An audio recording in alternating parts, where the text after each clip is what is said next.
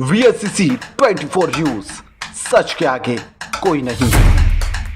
हमीरपुर जिले की खबर है, जहां यमुना और बेतवा नदी में आई बाढ़ ने जमकर कहर बरपाया है। बाढ़ क्षेत्र का निरीक्षण और बाढ़ पीड़ितों से मिलने आज जल शक्ति मंत्री स्वतंत्र देव सिंह सुबह 10 बजे हेलीकॉप्टर से पुलिस परेड ग्राउंड हमीरपुर पहुंचे, जहां से कार द्वारा शहर के राजकीय डिग्री कॉलेज कुझेछा पहुंचे। महाविद्यालय को बाढ़ राहत शिविर बनाया गया। यहां पर सैकड़ों बाढ़ पीड़ितों के रुकने की व्यवस्था प्रशासन द्वारा की गई। जल शक्ति मंत्री ने बाढ़ राहत शिविर में पहुंचकर बाढ़ पीड़ितों की व्यवस्थाएं जांची और उनसे बातचीत कर शासन द्वारा बाढ़ के दौरान की जा रही सुविधाओं का जायजा लिया। बाढ़ राहत शिविर में लगे कैंप में बाढ़ पीड़ितों को जल शक्ति मंत्री ने राहत सामग्री बांटी। इस दौरान बाढ़ राहत शिविर में रुके लोगों ने अपनी समस्याएं भी मंत्री के सामने रखी। निरीक्षण के दौरान जिला प्रशासन के अधिकारियों के साथ बाढ़ को लेकर समीक्षा की गई। जल शक्ति मंत्री ने कहा कि बाढ़ पीड़ितों को शासन द्वारा हर संभव मदद की जाएगी। जिला प्रशासन की बाढ़ पीड़ितों की व्यवस्थाएं करने में लगा है। निरीक्षण के दौरान जल शक्ति मंत्री हेलीकॉप्टर से पड़ोसी जनपद जालौन चले गए। हमीरपुर जिले की यमुना और बेतवा नदी खतरे के निशान से 4 मीटर ऊपर तक बह रही थी। बाढ़ का 1 मीटर जलस्तर कम होने के बाद क्षेत्र के लोगों को थोड़ी सी राहत मिली है। यहाँ पे क्या लग रहा है बाढ़ के हालात देखकर? पानी से लोग प्रभावित हैं, जल स्तर बढ़ा है, लेकिन 2 दिन के अंदर 1-2 दिन के अंदर जल स्तर घटना शुरू हो जाएगा। इटावा में अब जल स्तर आज कम हुआ है, यहाँ तक आने में लगेगा समय। उसके बाद अभी आगे प्रयागराज और काशी और बलिया तक जल स्तर थोड़ा बढ़ेगा। फिर 2-3 दिन बाद अभी घटना शुरू होगा। ऊपर से घटना शुरू हो गया है पानी तो, लेकिन फिर भी आदरणीय योगी जी के नेतृत्व में और योगी जी ने सभी मंत्रियों को निर्देशित किया है कि अपने अपने जनपदों में जाकर पूरे राहत शिविर की स्थिति को देखें। डॉक्टरों की स्थिति क्या है, किसी को किसी प्रकार की कोई परेशानी न हो, न चिकित्सा से न पशुओं को किसी प्रकार की परेशानी हो, चाहे पशु डॉक्टर चाहे चिकित्सक अपने किसी भी गांव में जो भी प्रभावित लोग हैं उनको ठीक ढंग से भोजन मिल रहा है कि नहीं मिल रहा है, जो आपदा राहत किट है उसको सभी के पास पहुंच रहा है कि नहीं पहुंच रहा है, किसी प्रकार के लोग परेशानी नहीं, जिसका मकान दुकान यदि कुछ गिरता है नुकसान होता है उसका भी उनको भविष्य में, क्योंकि सरकार पूरी खड़ी है, पूरा विश्वास लोगों को रखना चाहिए और आराम से सहयोग भी करना चाहिए सरकार का। इन परिस्थितियों में सभी लोगों को मिलजुल कर काम करने की आवश्यकता रहती है। सामाजिक संगठन भी और सरकार के भी लोगों को गर्म खाना मिले, थोड़ा भोजन मिले, किसी प्रकार की बीमारी ना आवे और बीमारी के लिए भी डॉक्टर उपलब्ध रहें।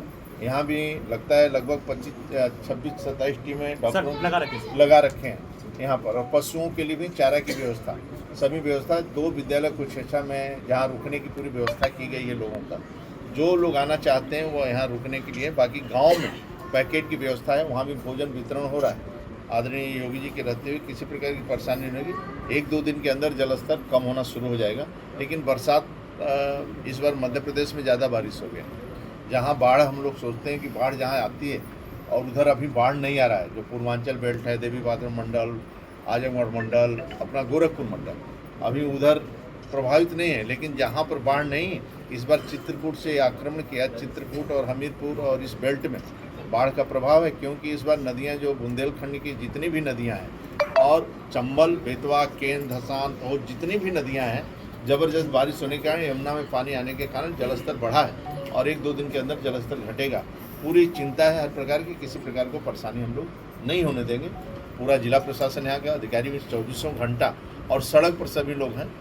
हमारे जनप्रतिनिधि माननीय दोनों विधायक, यहाँ के जिला पंचायत अध्यक्ष भी सभी लोग सड़क पर हैं। किसी प्रकार को परेशान, चेयरमैन से लेकर सभी लोग जो सेवा में लगे हैं, पार्षदगण भी और गांव के प्रधान जनप्रतिनिधि और अधिकारीगण, सभी लोगों को सड़क पर रहना, किसी प्रकार का कोई कठिनाई न होने पाए। योगी जी की टीम 11 में आप शामिल हैं, क्या संदेश दिया है कि भूमि यहाँ पर आकर किस तरह से कार्य? क्या नंबर 1, किसी गरीब को, गांव गरीब किसान को जो भी बाढ़ से प्रभावित हैं उनको किसी प्रकार का नुकसान न हो, यदि नुकसान हो तो उसकी भरपाई हो।